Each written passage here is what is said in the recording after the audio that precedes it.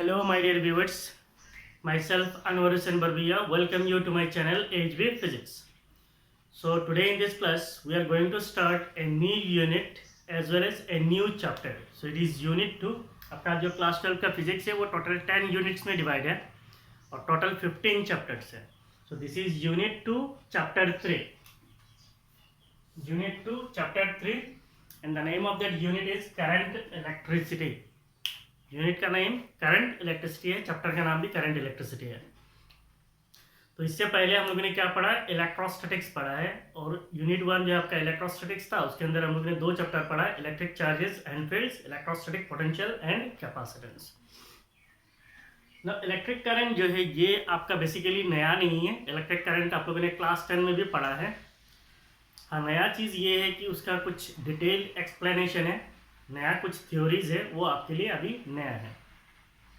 Current electricity जो है वो बेसिकली बहुत इंटरेस्टिंग है, ये बहुत लेंथी है, इसमें बहुत सारे क्लासेस लगता है और आपको इसको क्या करना है, स्टेप बाय स्टेप पढ़ते जाना है. मीन्स हर एक चीज़ को आपको क्लियर करना है. सो आज का जो हमारा क्लास है वो बेसिकली इंट्रोडक्शन पे है. That is it is based on electric current only. What is electric current?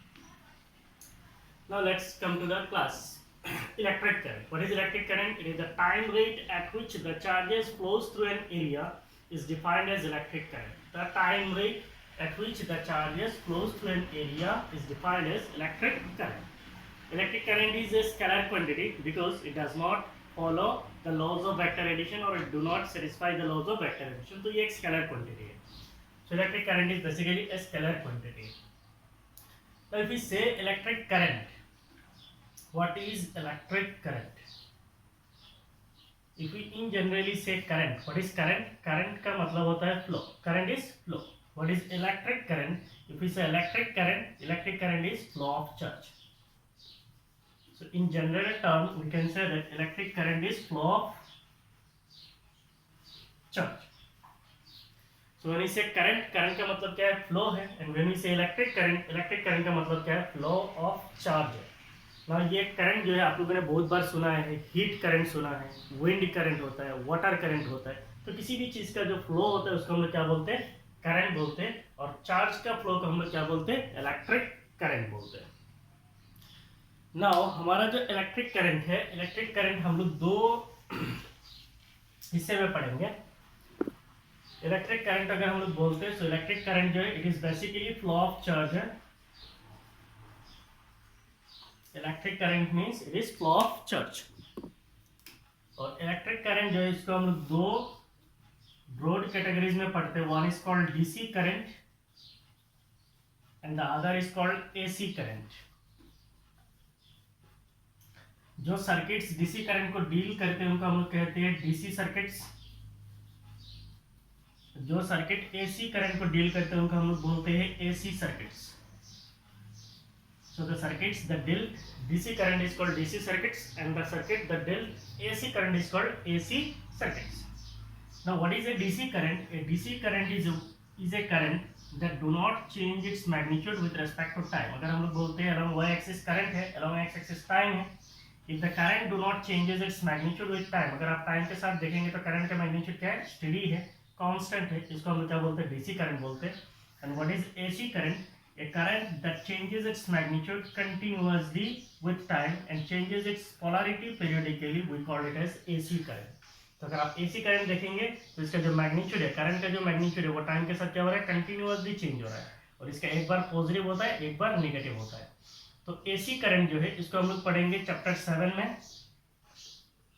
और DC करंट जो है इसको हम लोग पढ़ेंगे चैप्टर 2 में. तो आपका जो चैप्टर 3 है, यूनिट 2 है.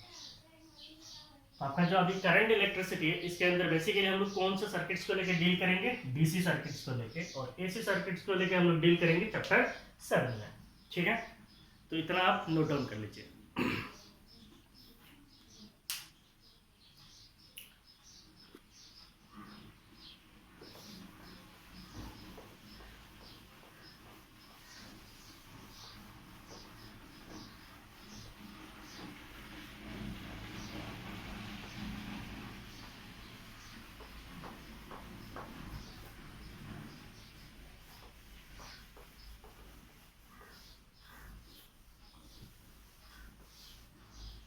तो अब तक हमें क्या पता चला है? अब तक हमें ये पता चला है कि इलेक्ट्रिक करंट जो है वो दो टाइप का होता है.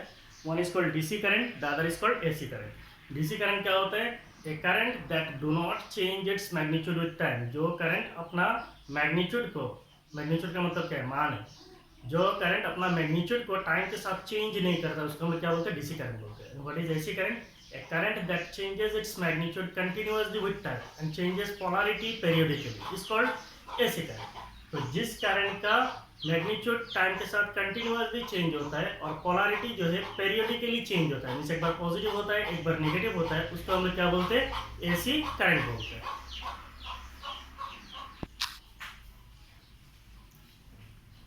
सो दो टाइप का करंट होता है, एक होता है डीसी करंट, दूसरा होता है एसी करंट.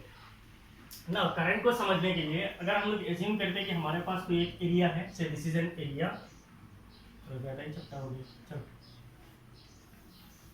सपोज ये कोई एक एरिया है, द एरिया इज ए. यहाँ पे अगर कुछ चार्जेस को हम लोग एज्यूम करते हैं, मान लीजिए ये एक पॉजिटिव चार्ज है, ये एक पॉजिटिव चार्ज है, ये चार्ज जो है इस एरिया से गुजर रहा है, the charges are flowing through this area. ये चार्ज जो है एरिया से गुजर रहा है. तो ये कौन सा चार्जेस है? Positive charges. So the positive charges are passing through the area. Positive charges are passing through the area. So इस करंट को हम लोग बोलते हैं आईसी. इसका मतलब ये कन्वेंशनल करंट, इसको हम लोग क्या बोलते हैं? Conventional current. तो करंट बेसिकली दो टाइप का होता है, one is called conventional current, the other is electronic current. If you consider that we have negative charges, suppose this is a negative charge, this is another negative charge.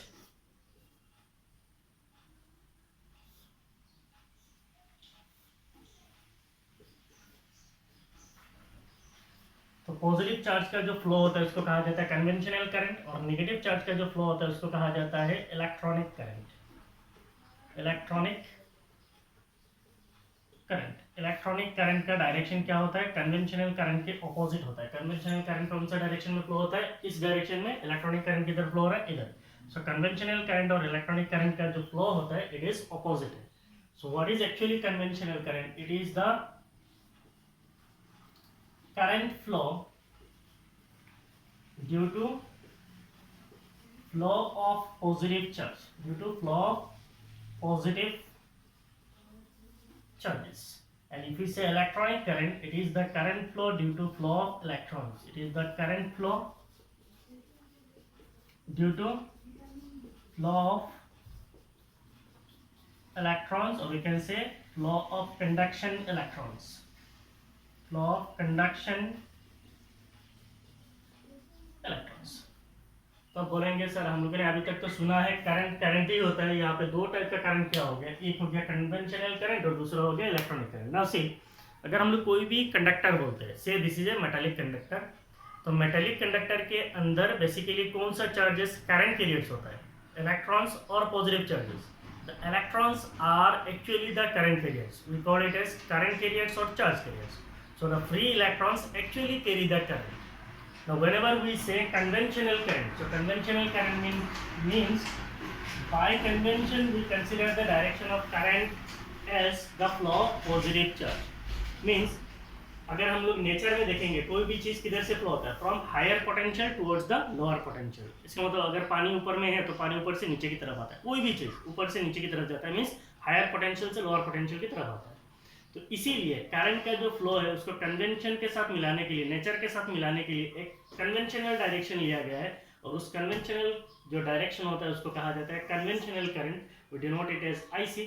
और एक current होता है electronic current, that is actually the practical current, और you can say the actual current, and this is the flow of current due to flow of conduction electron. तो ये हमारा actual current है और ये हमारा कन्वेंशनल करंट है.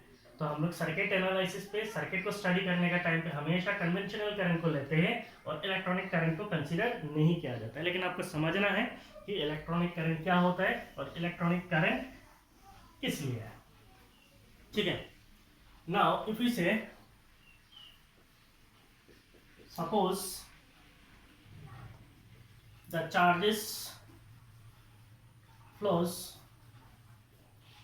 through an area, charges flows through an area A normally. So we are assuming that the charges are flowing through an area normally. Means ऐसा हमारा कोई एक एरिया है, चार्ज कैसे जा रहा है, ऐसे जा रहा है. So the charges are flowing normally, or you can say perpendicularly. If del q is the amount of charge flows, amount of charge flows in time del t. So if del q is the amount of charge flows in time del t, मान लीजिए ये जो हमारा area है इसके अंदर से कितना चार्ज फ्लो हो रहा है, इसके अंदर से del q amount of charge flow हो रहा है. इस del q amount of charge को फ्लो होने के लिए टाइम कितना लग रहा है, del t. So if del q is the amount of charge that flows through an area in time del t, the average current is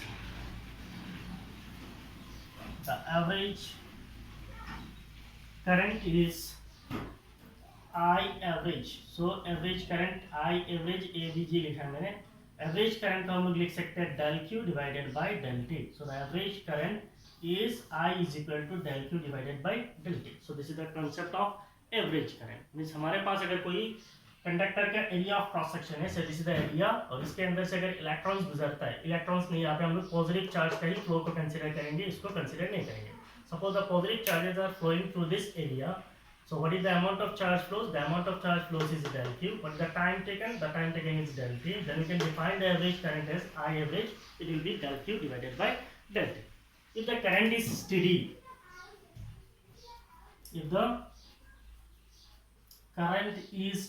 अगर हमारा करंट जो है वो स्टेडी है, then we can define I as q divided by t. अगर हमारा current steady है, steady का मतलब क्या है? It is not changing with time. इसका जो टाइम के साथ चार्ज फ्लो हो रहा है वो चेंज नहीं हो रहा. मान लीजिए पहला सेकंड में 10 कूलम, सेकंड सेकंड में 10 कूलम, 10 कूलम सेकंड के फ्लो होगा, तो करंट यहाँ पे क्या है, स्टेडी है. चार्ज फ्लो क्या है, steady. So if the charge flow is steady, we can define the steady current as I equal to q by t. लिख लीजिए.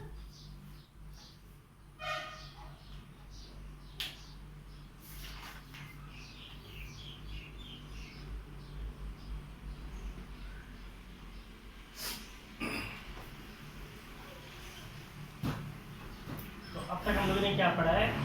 If del q is the amount of charge that flows through an area in time del t, then we can define the average current as I average will be equal to del q by del t.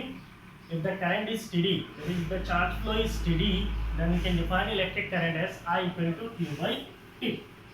ना ये जो charge flow है ये हमेशा steady होगा, ये तो जरूरी नहीं है. If the charge flowing through an area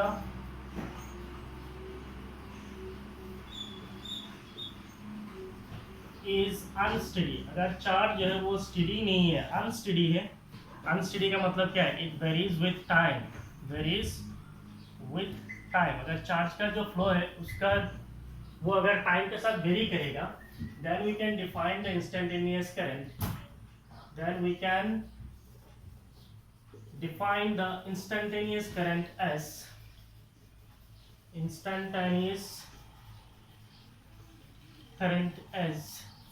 suppose the instantaneous current is I and it will be equal to limit del t tends to 0. This time interval is very small, it is approximately equal to 0. Del q divided by del t, so it will be equal to dq divided by dt. So if the charge flowing through an area is unsteady, मान लीजिए किसी एक area के अंदर से charge flow जो है ऐसे ऐसे ऐसे ऐसे जा रहा है, फिर ऐसे ऐसे जा रहा है, इसका मतलब चार्ज जो है स्टेडी फ्लो नहीं है, अनस्टेडी फ्लो है. Then we can say that it is varying with time, means it changes with time. Then we can define the current as instantaneous current, and that instantaneous current is defined as I is equal to dq divided by dt. From this, if you define dq, then it will be equal to I dt. If we integrate, then you will get the charge flowing through an area. It will be integration of I dt. So the charge flowing through an area can be defined as integration I dt. ठीक है ना. अभी तक हम लोगों ने पढ़ा है steady current I is equal to q divided by t. So what will be its SI unit? What is charge? It is coulomb. What is time? The SI unit is second. So what will be the SI unit of current? The SI unit of current is coulomb per second. है कि नहीं है?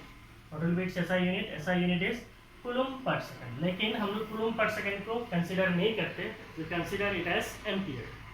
So the SI unit of electric current is ampere. It is the name of scientist. So ये small a है and इसको denote किया जाता है capital A से. So the actual SI unit is coulomb per second, but we take it as ampere. So the SI unit of electric current becomes ampere. So what is 1 ampere? If you define 1 ampere, तो ये definition आपका exam में कभी भी आता है. Define 1 ampere electric current. So 1 ampere अगर हम लोग बोलेंगे, then it is 1 coulomb divided by 1 second. 1 coulomb divided by 1 second. So how to define? आप exam में से बोलेंगे 1 ampere is equal to 1 coulomb divided by 1 second. तो ये मैथमेटिकली तो करेक्ट है, लेकिन फिजिक्स में ये इनकरेक्ट है. So how to define 1 ampere electric current? Define 1 ampere electric current.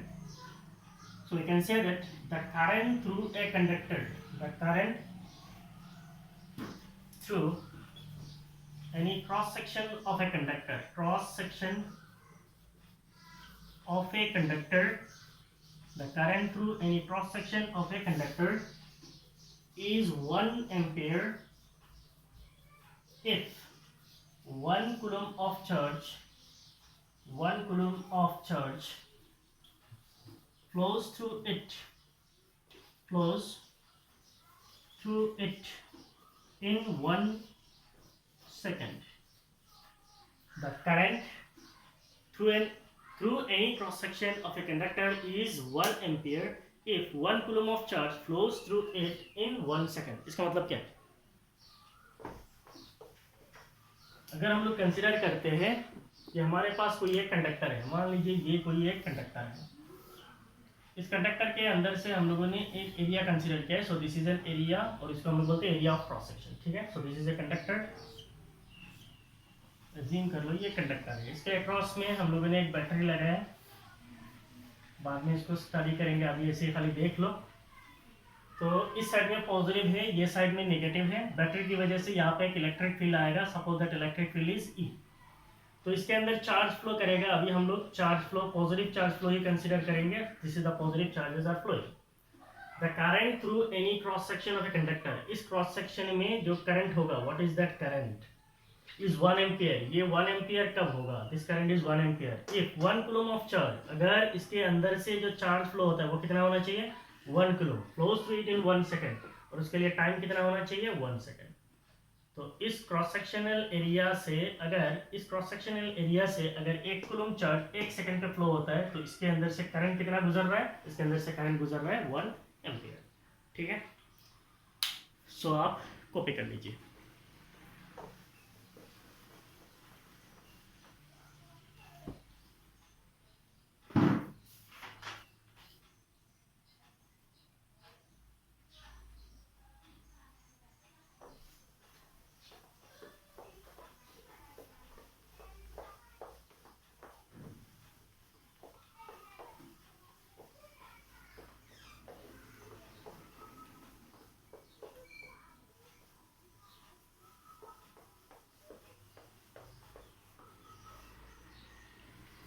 So next, current का जो फ्लो है, to study the flow of electric current will consider a topic.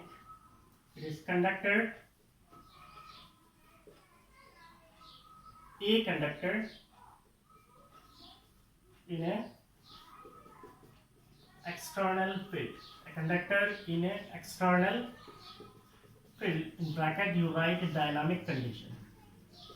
Dynamic condition. So we have studied the static condition of a conductor in electrostatics. हमने पढ़ा था, याद है? Behavior of a conductor in an external electric field. So that was the static condition.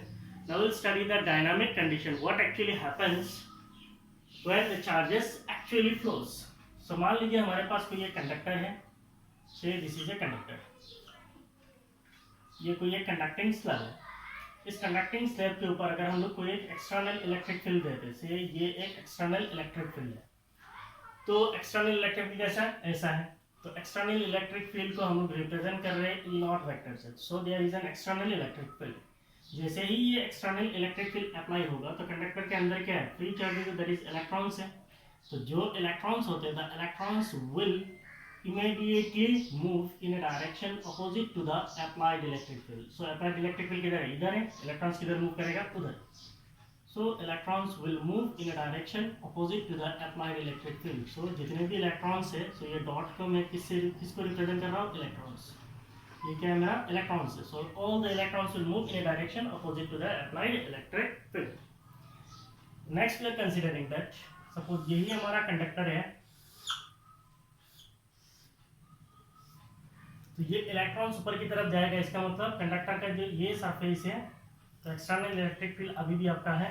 So this is your external electric field, the external electric field is in not vector. तो conductor का ये top surface जो है, उस surface में क्या आ जाएगा, all the electrons will be accumulated at the top surface, और इलेक्ट्रॉन्स ऊपर की तरफ कूद जाएगा, इसका मतलब नीचे क्या हो जाएगा, there is accumulation of positively charged ions at the bottom. तो ऊपर में चला गया इलेक्ट्रॉन्स और नीचे में क्या हो जाएगा, पॉजिटिवली चार्ज्ड आयंस। इसकी वजह से इसके अंदर एक इलेक्ट्रिक फील्ड क्रिएट होगा। कंडक्टर के अंदर क्या होता है, एक इलेक्ट्रिक फील्ड क्रिएट होगा in a direction opposite to the external field. Suppose that electric field is E dash vector. Electric field क्या है, ई डैश वेक्टर। सो जैसे ही हम लोग किसी कंडक्टर को एक्सटर्नल इलेक्ट्रिक फील्ड के अंदर रखते हैं, उसके अंदर जो भी इलेक्ट्रॉन्स होता है वो मूव करता है। कैसे मूव करता है, in a direction opposite to the field. Field का डायरेक्शन इधर है, इलेक्ट्रॉन्स ऐसे मूव करेगा, जिसकी वजह से कंडक्टर का ये सब surface that is top surface जो है नेगेटिवली चार्ज हो जाएगा, और बॉटम सरफेस जो है वो positively charge ion that is positively charge हो जाएगा। इसकी वजह से कंडक्टर क्या होता है, कंडक्टर के अंदर पे एक इलेक्ट्रिक फील्ड क्रिएट होता है in direction opposite to the applied field. तो कंसीडर दैट ये हमारा कंडक्टर है, तो ये साइड में सारे नेगेटिव चार्ज आ गए, ये साइड में सारे पॉजिटिव चार्ज आ गया, जिसकी वजह से अंदर में इलेक्ट्रिक फील्ड आया। तो अंदर में जो नेट इलेक्ट्रिक फील्ड होगा, what will B that net electric field, the net electric field will be applied electric field, that is E naught minus the electric field inside the conductor, and the net electric field inside the conductor will become 0. तो conductor पे अंदर पे अभी net electric field कितना हो जाएगा, 0 हो जाएगा। सो अप्लाइड इलेक्ट्रिक फील्ड किधर है, इधर है, और कंडक्टर के अंदर का फील्ड किधर है, इधर है। एक फील्ड दूसरा फील्ड को कैंसिल करेगा, कंडक्टर के अंदर पे नेट फील्ड कितना हो जाएगा, 0 हो जाएगा। तो यहाँ तक तो हम लोगों ने पढ़ा था इलेक्ट्रोस्टैटिक्स ऑफ कंडक्टर पे, है कि नहीं है। तो यहाँ पे एक्चुअली क्या हो रहा है, a conducting slab is placed, conducting slab is placed in a uniform external field. A conducting slab is placed in a uniform external field.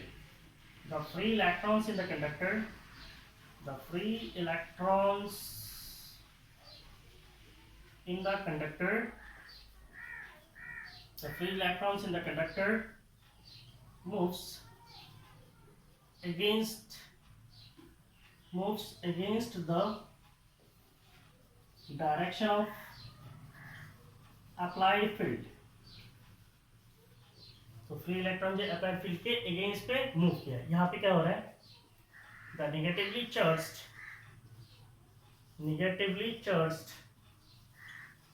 electrons are accumulated का मतलब क्या है, जमा हो रहा है। Negatively charged electrons are accumulated at the top surface, leaving behind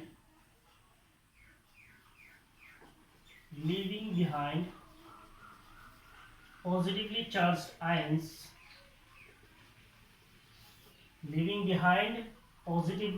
charged ions, at the bottom. So the negatively charged electrons are accumulated at the top surface, and the positively charged ions leaving behind the positively charged ions at the bottom. तो positive charge जो है नीचे में हो जाएगा. So we can say that an electric field is created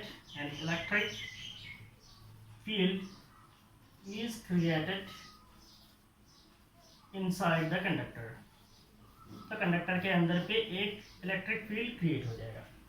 तो यहाँ पे क्या हो रहा है, the net electric field inside the conductor is 0। तो कंडक्टर के अंदर पे नेट इलेक्ट्रिक फील्ड कितना हो गया, 0 हो गया। ठीक है, तो ये 3 केस हैं,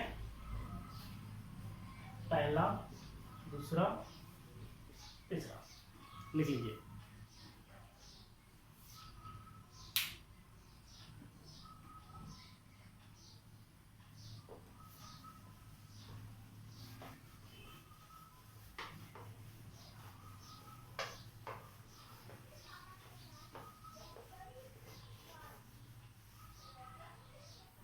तो अब तो हमें पता है कि कंडक्टर का जो ये ऊपर का सरफेस है, यहाँ पे क्या है, अभी इलेक्ट्रॉन्स है, और जो नीचे का सरफेस है वहाँ पे अभी क्या है, नीचे का सरफेस में अभी पॉजिटिवली चार्ज्ड आयंस है। तो हम लोग फोर्थ और एक कंडीशन कंसिडर करते हैं। मान लीजिए ये हमारा कंडक्टिंग स्लैब है, ये हमारा कंडक्टर का स्लैब है, इसके ऊपर एक्सटर्नल फील्ड अभी भी है, से this is the external field, ये आपका एक्सटर्नल फील्ड है। Suppose that external field is E not vector. Now अगर हम लोग ऐसा कोई एक एक्सटर्नल पाथ दे देते इलेक्ट्रॉन्स को फ्लो होने के लिए, अगर कोई हम लोग एक्सटर्नल पाथ दे देंगे, मान लीजिए ये कोई एक्सटर्नल पाथ है,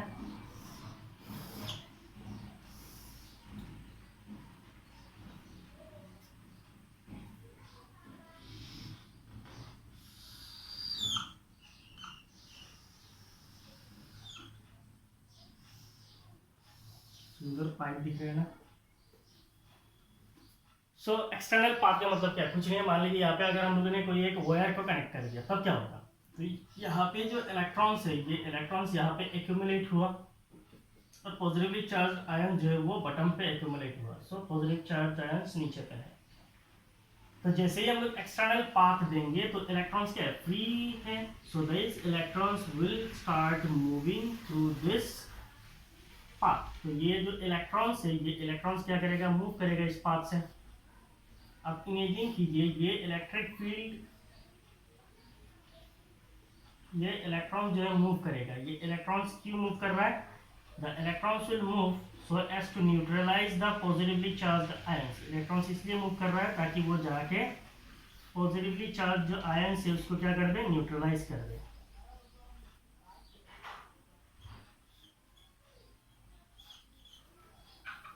हमने एक्सटर्नल फील्ड दिया जिसकी वजह से नेगेटिवली चार्ज आयंस इधर आए, मींस इलेक्ट्रॉन्स इधर आए, इधर पॉजिटिवली चार्ज आयंस है। जैसे हम लोगों ने एक्सटर्नल पाथ दिया तो इलेक्ट्रॉन्स इधर से मूव करना शुरू किया।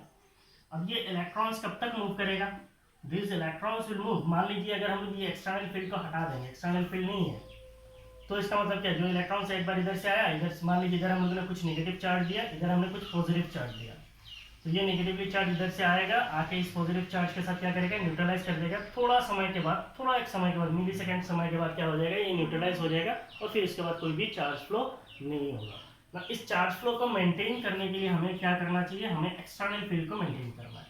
तो अगर हम लोग एक्सटर्नल फील्ड को देते रहेंगे तो ये चार्ज क्या होगा, कंटिन्यूअस इधर से इधर आएगा, फिर ये एक्सटर्नल फील्ड है ना, फिर इलेक्ट्रॉन्स को इधर लेके जाएगा, फिर ये ऐसे घूमेगा, फिर ये इलेक्ट्रिक फील्ड है, फिर इलेक्ट्रॉन्स को ऊपर लेके जाएगा, फिर ये ऐसे घूमेगा। इसका मतलब ये एक्सटर्नल फील्ड जब तक रहेगा तब तक ये इलेक्ट्रॉन्स का फ्लो का जो साइकिल है, ये साइकिल कंटिन्यू होता रहेगा। इसका मतलब करंट को फ्लो होने के लिए इधर से क्या हो रहा है, करंट का फ्लो हो रहा है, there is flow of current. तो ये एक्चुअली कन्वेंशनल करंट, ये इलेक्ट्रॉन का फ्लो है, तो इसीलिए अभी मैं इसको बता दे रहा हूँ, मेरे फिर कंफ्यूजन है। तो इस इलेक्ट्रॉन्स का फ्लो को मेंटेन करने के लिए हमें एक्सटर्नल फील्ड को मेंटेन करना है। तो एक्सटर्नल फील्ड जब तक रहेगा इलेक्ट्रॉन्स का फ्लो तब तक होगा, और इलेक्ट्रॉन्स का फ्लो जब तक होगा तब तक हम क्या बोलेंगे, there is current through the external circuit. तो ये जो है इसको हम बोल सकते हैं external path, this is an external path. कहानी समझ में आया, कंडक्टर के अंदर एक्सटर्नल फील्ड देने की वजह से इलेक्ट्रॉन्स ऊपर की तरफ गया, पॉजिटिव चार्ज नीचे में आया। ये इलेक्ट्रॉन्स को जब एक्सटर्नल पाथ देंगे तो ये मूव करता रहेगा। ये कब तक मूव करेगा, जब तक ये इनवर्ट वेक्टर रहेगा। So here we are writing when the external path is provided, when the external path is provided, the electrons will move, the electrons will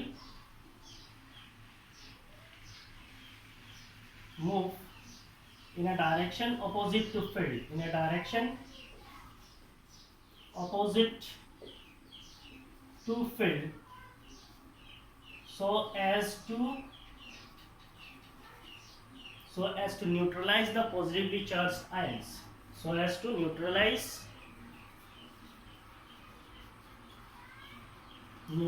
the positively charged ions.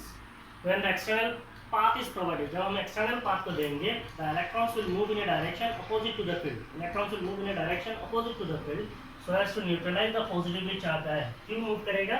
इस positive charged ions को neutralize करने की कोशिश करेगा. The flow of electrons is maintained. The flow of electrons continues until there is external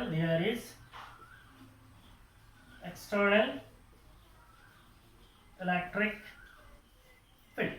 The flow of electrons continues until there is external field. तो जब तक external field रहेगा तब तक ये इलेक्ट्रॉन्स का फ्लो क्या होता रहेगा. अब इलेक्ट्रॉन्स फ्लो हो गया, इसका मतलब इलेक्ट्रोस्टैटिक कंडीशन खत्म. तो यहाँ तक हमारा इलेक्ट्रोस्टैटिक्स था.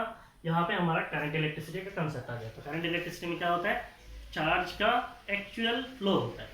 तो जब हम एक्सटर्नल फील्ड को देते हैं तो इलेक्ट्रॉन्स अपोजिटली मूव करता है. एक्सटर्नल पाथ देंगे तो इलेक्ट्रॉन्स मूव करेगा.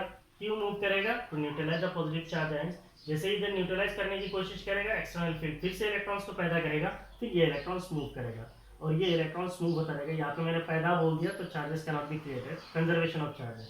जो इलेक्ट्रॉन्स यहाँ से मूव होकर यहाँ आया, एक्सटर्नल फील्ड की वजह से फिर से एनर्जाइज होगा होकर फिर से मूव करेगा. तो वही इलेक्ट्रॉन्स फ्लो होते रहते हैं. और एक चीज, यहाँ पे जो इलेक्ट्रॉन्स फ्लो हो रहा है ये एक्सटर्नल फील्ड नहीं दे रहा है. ये एक्सटर्नल फील्ड क्या कर रहा है? खाली इन इलेक्ट्रॉन्स को एनर्जाइज कर रहा है. इलेक्ट्रॉन्स यहाँ से यहाँ तक आने में जो एनर्जी को खर्च करता है, तो उस जो एनर्जी को लॉस करता है, उस एनर्जी को फिर ये एक्सटर्नल फील्ड देता है. फिर ये इलेक्ट्रॉन्स ऊपर जाता है, फिर ये मूव करता है, फिर इधर आता है, एनर्जी लूज हुआ, फिर ये एक्सटर्नल फील्ड क्या करेगा? एनर्जाइज करेगा, फिर ये इलेक्ट्रॉन्स मूव करेगा. तो इलेक्ट्रॉन्स का फ्लो तब तक मेंटेन होता रहेगा जब तक ये एक्सटर्नल फील्ड रहेगा. सो this is about the dynamics of a conductor in external field.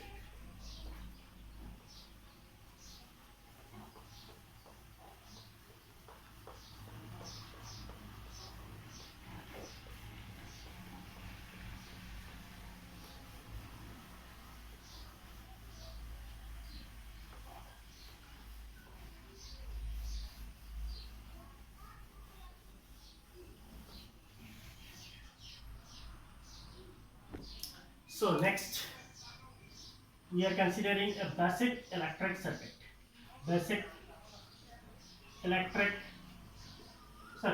So अभी तक आप लोगों ने पढ़ा है dynamics of conductor. Now what is a basic electric circuit? तो बेसिक इलेक्ट्रिक सर्किट कोई भी होता है तो उसमें बेसिकली क्या होता है? There must be an energy source. क्या होना चाहिए? एनर्जी सोर्स होना चाहिए. क्योंकि हमें पता है करंट का फ्लो को मेंटेन करने के लिए क्या चाहिए? इलेक्ट्रॉन्स का फ्लो होना ज़रूरी है.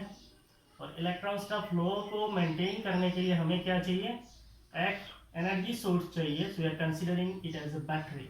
So this battery is an energy source. What is this battery? This battery is actually an energy source to provide the external field. External field को पैदा करने के लिए एनर्जी सोर्स हमारा क्या है? Battery. Now we are considering a device. मान लीजिए यहाँ पे कोई एक डिवाइस है, any device. Say this is a device.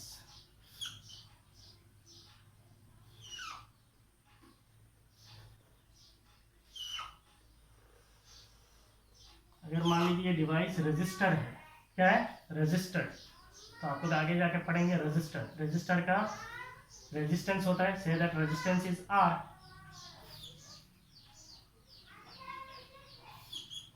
तो ये एक डिवाइस है. नाउ इस डिवाइस को अगर हम लोग कोई एक वायर से, यहाँ पे एक वायर से कनेक्ट कर दिया और नीचे से एक वायर से इसको कनेक्ट कर दिया, तो डिवाइस को हम लोगों ने दो वायर से कनेक्ट कर दिया to a battery. The battery is the energy source. So battery क्या है? ये जो टर्मिनल है ये पॉजिटिव है, ये टर्मिनल क्या है? नेगेटिव है. अगर हम लोग बोलते हैं इस डिवाइस के अक्रॉस में यहाँ पे एक पॉइंट है और यहाँ पे एक पॉइंट है, तो इस पॉइंट और इस पॉइंट के बीच में जो डिफरेंस इन पोटेंशियल होगा उसको हम क्या बोलेंगे? Potential difference, suppose that difference in potential is del V. ये डिफरेंस इन पोटेंशियल कितना होगा, मान लीजिए ये पॉजिटिव टर्मिनल है तो इसका पोटेंशियल V प्लस है, और ये नेगेटिव टर्मिनल है इसका पोटेंशियल V माइनस है। So the difference in potential is del V, it will be V plus minus V minus. So the difference in potential is potential of positive terminal minus potential of negative terminal. So difference in potential को अगर हम लोग बोलते हैं V, then it will be equal to, if there is a current in the circuit, suppose that current is I, so the current is I into the resistance, that resistance is R। ये V equal to IR Q है, इसको हम लोग Ohm's law में पढ़ेंगे next lecture में। Now से ये जो बैटरी है, this battery is actually providing what, this battery is actually providing, this is an energy source, so this is providing the external field. ये क्या प्रोवाइड कर रहा है, एक्सटर्नल फील्ड। ये एक्सटर्नल फील्ड से क्या होता है, इस डिवाइस के अंदर एक्सटर्नल फील्ड का डायरेक्शन कैसा होगा, पॉजिटिव टू नेगेटिव, तो किधर आएगा, इधर। एक्सटर्नल फील्ड का डायरेक्शन किधर होगा, ऐसे। ये हमारा एक्सटर्नल फील्ड का डायरेक्शन है। तो इस डिवाइस के अंदर जो इलेक्ट्रॉन्स है वो क्या करेगा, electrons will drift in a direction opposite to the field, so field के अपोजिट में ड्रिफ्ट करेगा, ऐसे उल्टा मूव करेगा, जिससे इलेक्ट्रॉन्स का फ्लो कैसे होगा, this will be the direction of electron. Electron कैसे मूव करेगा, ऐसे। और हमारा जो कन्वेंशनल करंट का डायरेक्शन है, कन्वेंशनल डायरेक्शन ऑफ करंट कैसा है, ये हो गया हमारा conventional current direction. So you can say that the electric current is flowing from positive to negative terminal. Electric current किधर जा रहा है, positive to negative terminal. Electric current का डायरेक्शन कैसा है, from positive towards the negative terminal. और electrons का flow कैसे हो रहा है, द इलेक्ट्रॉन्स आर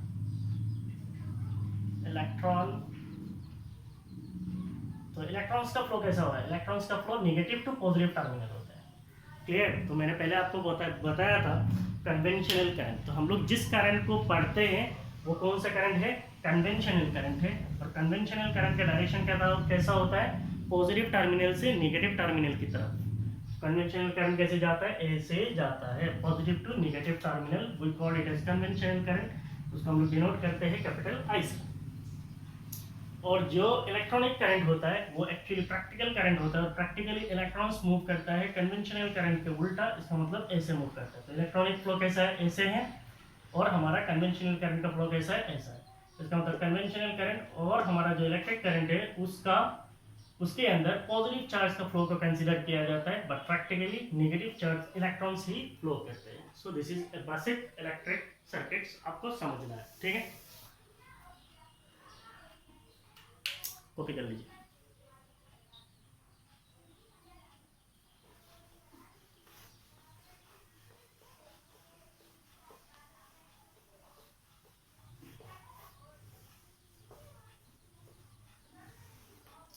इसके बाद इसके रिलेटेड हम एक टॉपिक को पढ़ेंगे, उसको कहा जाता है करंट डेंसिटी। करंट डेंसिटी, और इसको डिनोट किया जाता है जैसे। So what is actually current density, इसको समझने के लिए हम लोग कंसिडर करते हैं, मान लीजिए यहाँ पे कोई एक एरिया है, what is this, this is an area. अब इस एरिया मीन्स यहाँ पे मान लो कोई एक कंडक्टर है, इसका एरिया ऑफ क्रॉस सेक्शन ये हो गया। So this is an area of cross section of the conductor. कैसा है, ऐसे ये मान लो ये कंडक्टर है, so this is the area of cross section. So ये एरिया ऑफ क्रॉस सेक्शन है। इसके ऊपर अगर कोई करंट फ्लो होता है, suppose that flow of current is in downward direction, current का फ्लो कैसा है, ऐसा है। हमें पता है जब इसके ऊपर से कोई करंट गुजरेगा किधर से, इधर से, तो इसके अंदर जो फ्री इलेक्ट्रॉन्स है वो सारे फ्री इलेक्ट्रॉन्स इस एरिया से कैसे गुजरेगा, the free electrons will move in a direction opposite to the current. तो जिस डायरेक्शन में करंट है उस डायरेक्शन के अपोजिट में हमारा इलेक्ट्रॉन्स मूव करेगा। सो इसका मतलब हमारा जो इलेक्ट्रॉनिक फ्लो है वो कन्वेंशनल करंट के फ्लो के उल्टा है। तो इसका मतलब ये हमारा कौन सा फ्लो है, this is the flow of electrons. So flow of electrons is against the direction of current. Now अगर हम लोग बोलते हैं यहाँ से कोई एक और क्वांटिटी है, that is J vector. What is this J vector, it is current density. Now first we will define current density. What is current density, so current density is defined as the current through a unit area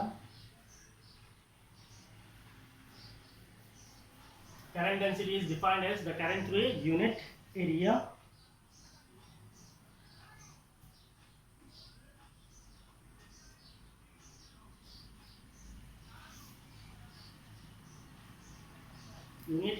normal to the current. क्या कहानी है, normal to the current. So current density जो है, current density को denote किया जाता है जैसे it is given as I divided by A. इसका मतलब current per unit area, current per unit area normal to the area.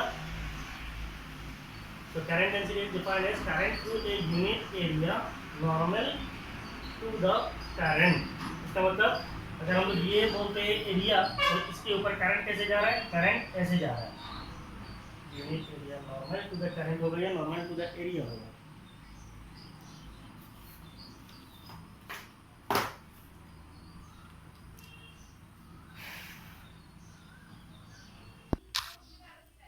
So current density is defined as the current through a unit area normal to the current.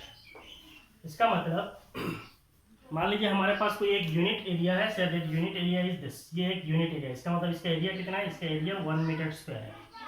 तो इसके अंदर से कितना current flow होता है normal to that area, means इसके ऊपर से कैसा होना चाहिए, करंट ऐसे परपेंडिकुलरली गुजरना चाहिए. तो अगर हम लोग ऐसे एरिया को कंसिडर करेंगे तो करंट कैसे पास हो रहा है, ऐसे हो रहा है. तो the current through a unit area normal to the current is called current density. It is denoted by J. इसको डिनोट किया जाता है J से. It is a vector quantity. ये एक वेक्टर क्वांटिटी है. So current density is a vector quantity. अगर हम लोग करंट डेंसिटी का डेफिनेशन लिखेंगे, so current density is defined denoted as J and it is defined as current per unit area normal to the current. So J is I by A. What will be its SI unit? The SI unit is current is ampere, area is metre square. So इतना कहानी नहीं चाहिए. SI unit is ampere metre square.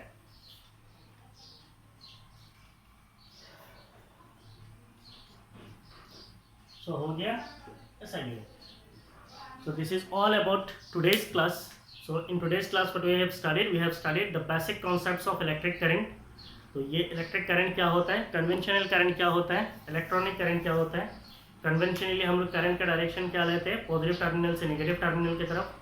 But practically electronic current flow होता है from negative to positive terminal. फिर हम लोगों ने पढ़ा है current density. What is current density? It is current per unit area. कोई एक एरिया के ऊपर से कितने करंट गुजरता है, इसको हम लोग क्या बोलते हैं, करंट डेंसिटी बोलते हैं. So this is all about today's class. अगर आपको मेरा वीडियोस क्लासेस पसंद है, please like it, share my videos. If you have not subscribe my channel, please subscribe my channel. Thank you, bye bye.